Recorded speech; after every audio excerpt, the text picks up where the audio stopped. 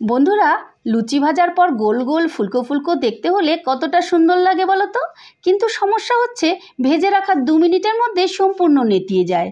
কিন্তু আজ আমি যেই পদ্ধতিতে লুচি বানিয়ে দেখাবো তার 2 মিনিট কেন, 2 দিন রেখে দিলেও এক ফোঁটা নরমও হবে না, নেতিয়েও যাবে না। এমনকি ভাজার সময় এক ফোঁটা তেলও অ্যাবজর্ব করবে না, কড়ার তেল কড়াতেই পড়ে থাকবে। নমস্কার বন্ধুরা, আমি সঞ্জু। আজকের রেসিপি ফুলকো ফুলকো সুজির লুচি, আর সঙ্গে থাকছে অনেক টিপস অ্যান্ড ট্রিক্স। ঠিক আছে, তাহলে তোমরা দেখতে থাকো রেসিপিটা আমি ঠিক কীভাবে করছি। রেসিপিটা করার জন্য আমি এখানে এই ছোটো বাটিটার 1 বাটি সুজি নিয়ে নিলাম। 1 বাটি সুজির জন্য দিয়ে দিচ্ছি বড় চামচের 2 চামচ সাদা তেল, আর দিয়ে দিলাম অল্প একটু নুন।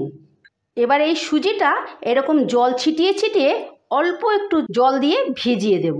মানে এই পরিমাণে তোমরা জলটা নেবে যে সুজিটা যেন ভিজে যায় কিন্তু নরম না হয়, কারণ সুজিটা দিয়ে একটা টাইট ডো বানাতে হবে। এবারে আমি সুজিটা 10 মিনিটের জন্য রেস্টে রাখলাম। 10 মিনিট বাদে দেখো জলটা একেবারে সোপ করে নিয়েছে। এবারে এই সুজিটাকে আমি ভালো করে মেখে নেব। প্রথমে কিন্তু একেবারেই জল দেবে না, হয়তো জল নাও প্রয়োজন হতে পারে। তোমাদের যদি মাখতে মাখতে কখনো মনে হয় যে অতিরিক্ত টাইট হয়ে গেছে, সেই ক্ষেত্রে একটু জল ছিটিয়ে নেবে। মানে ময়দাটা এই সুজিটা প্রায় 5-6 মিনিটের মতন ভালো করে স্মুথ করে মেখে নিতে হবে, কিন্তু নরম হবে না। আমি প্রায় 6-7 মিনিটের মতন ঠেসে ঠেসে সুজিটাকে একটা টাইট ডো বানিয়ে নিয়েছি। এই দেখো ডোটা স্মুথ হয়েছে কিন্তু টাইট হয়েছে। রুটি, পরোটা, লুচির জন্য যেরকম ডো হয় তার থেকে একটু শক্ত হবে। এবারে এর থেকে আমি ছোট ছোট লেচি কেটে নেব। এই যে এরকম ছোট ছোট লেচি কেটে নিচ্ছি। এভাবে সবটা লেচি আমি কেটে নেব। লেচিগুলো কেটে নিয়ে আমি এরকম গোল গোল করে চ্যাপ্টা করে নিয়েছি। আর 1 বাটি সুজি থেকে আমার এখানে 13টা লেচি বেরিয়েছে, মানে 13টা লুচি হবে। এবারে একটা লেচি তুলে নিচ্ছি, বাকিগুলো সরিয়ে রাখছি। আর বাকিগুলো কিন্তু অবশ্যই ঢাকা দিয়ে রাখবে, না হলে ড্রাই হয়ে যাবে। একটু আটার গুঁড়ি দিয়ে নিলাম।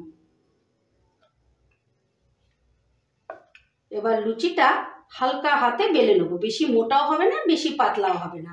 আর বন্ধুরা, তোমরা তো নিরামিষের দিনে লুচি পরোটা খেয়েই থাকো, কিন্তু এইভাবে একবার তোমরা সুজির লুচি তৈরি করে খেও, দেখবে খেতে ভীষণ ভালো। তাছাড়া তোমরা তো ঠাকুরের কাছে সুজির ভোগ দিয়েই থাকো, তা এইভাবে তোমরা একবার সুজির লুচি তৈরি করে দিও, সেটাও কিন্তু ভীষণ ভালো লাগবে। এইরকমভাবে আমি বেলে নিয়েছি, না মোটা না পাতলা। এইভাবে আমি সব কটা লুচি বেলে নেব। সমস্ত লুচিগুলোকে বেলে নিয়ে এবার ভেজে নেবার জন্য গ্যাস ধরিয়ে একটা কড়া বসিয়ে দিয়েছি। আর কড়াটা আমি আগে থেকেই কড়াতে আমি তেল দিয়ে নিয়েছি, আর তেলটা গরমও হয়ে গেছে। আর একটা লুচি ভেজে আমি দেখে নিয়েছি যে তেলটা ঠিকঠাক গরম হয়েছে কিনা। এবারে বাকি লুচিগুলো ভেজে নিচ্ছি।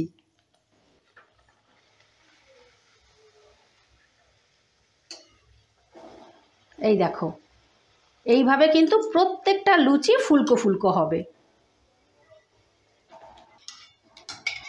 লুচিটা ভাজা হয়ে গেছে, এবারে লুচিটা আমি তুলে নিচ্ছি। এবারে আরেকটা লুচি ভেজে তোমাদের দেখাচ্ছি। বন্ধুরা, তোমরা এইভাবে একবার হলেও সুজির লুচি তৈরি করো। এটা করা কিন্তু একেবারেই সহজ, আর খেতেও ভীষণ ভালো। আর খেয়ে যদি তোমাদের ভালো লেগে থাকে তাহলে একটা ছোট্ট করে কমেন্ট করে দিও, আর লাইক শেয়ার করারও অনুরোধ রইল।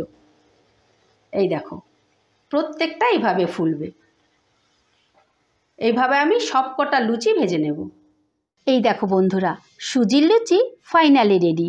আজকের ভিডিওটা ভালো লেগে থাকলে আমার চ্যানেলটা সাবস্ক্রাইব করে পাশে থাকার অনুরোধ রইল। আবার দেখা হচ্ছে নতুন কোনো ভিডিওতে। ঠিক আছে, টাটা।